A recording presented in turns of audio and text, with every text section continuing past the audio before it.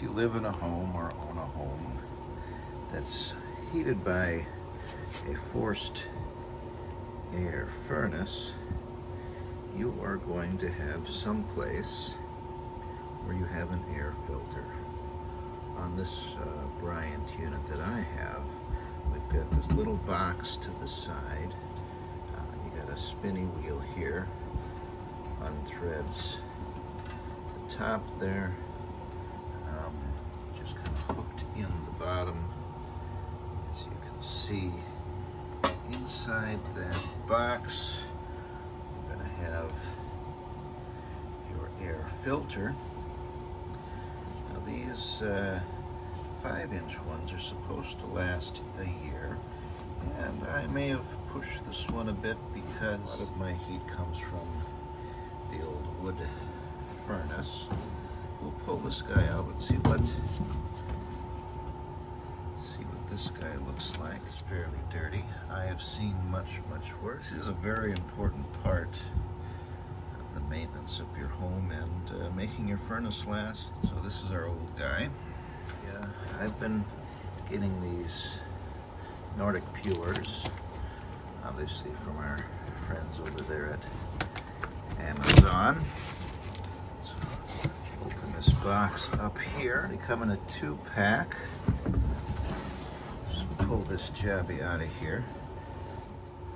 It's marked to which direction the airflow should go.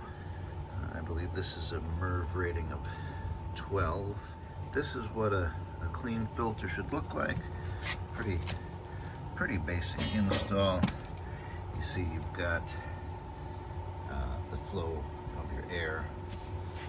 You look at your furnace, you've got your return from the house going through the little box and into your furnace.